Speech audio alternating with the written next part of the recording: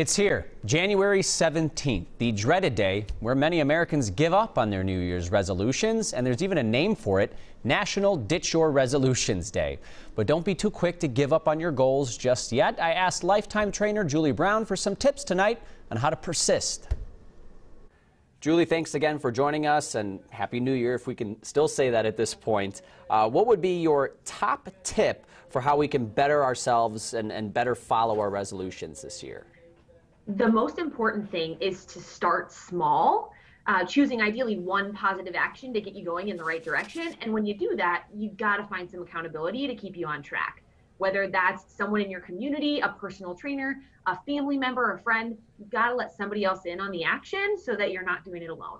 And I feel like I've started to see that where people are maybe holding themselves accountable on social media. I am working out today, like remind me to work out, something like that. Certainly, that's absolutely one way that you can do it, is putting it out there and letting people know, here's what my intention is today. You can post it and then maybe go in the comments later and tell them exactly what you did and kind of give them that update, that follow through. And you had mentioned when it comes to resolutions to not have them be so broad. So what do you mean by making them maybe smaller or more specific? Yeah, you hit the nail on the head when you said specific. A lot of people choose these very big, grandiose things. I want to lose weight. I want to live a happier, healthier life.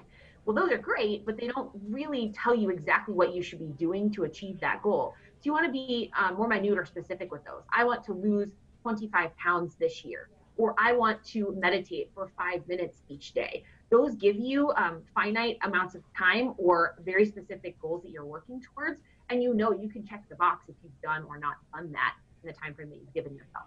So we've made the goals more precise, more specific. What are some ways to make sure that we're achieving them? How do we execute those very specific goals?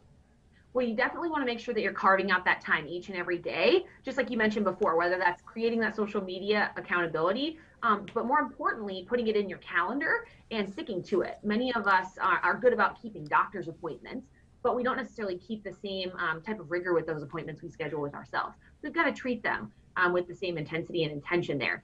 And it's also really great if you're getting bored with things to switch up your routine. So many people have been working out at home and it's just not the same. So if you're feeling comfortable, definitely get back into the gym. We're doing a lot to keep everybody safe, especially at Lifetime. And if you're not feeling ready to do that yet, we have amazing at-home virtual opportunities, including a brand new all-digital membership that we just launched. So understanding that not everyone's going to be perfect. Is it okay if you miss a day? And if you miss a day or two, how do you prevent from getting stuck in that rut that just eventually leads to you quitting or passing? You know, how do we dig ourselves out of the 1 or 2 days missed after we're okay having one of those? Well, I think it's perfectly fine to plan for that. We are human, and I think so many people think living a healthy life is all or nothing. And I want to encourage you to get away from that flip of the switch. I've got to do everything or it's not good enough. It actually should be just fine if you're striving for about that 80% line. Give yourself a little bit of grace, a little bit of downtime, plan for it. Schedule that in too. And then when you have it, it's completely okay to say, I'm going to get right back on things tomorrow with the same intensity and vigor that I was before. Obviously, it's not the typical start to the year that people are normally expecting when they just kind of hit the ground running on their goals. So what are you seeing at Lifetime in terms of the motivation people have to maybe complete their goals to be a healthier person? Or are some just kind of burned out after last year? Oh, for sure. We recently did a survey of over 1,200 individuals at Lifetime, both members and non-members, and we found that around 70% of the folks we surveyed said that the pandemic had had a negative impact on their overall health in the year 2020.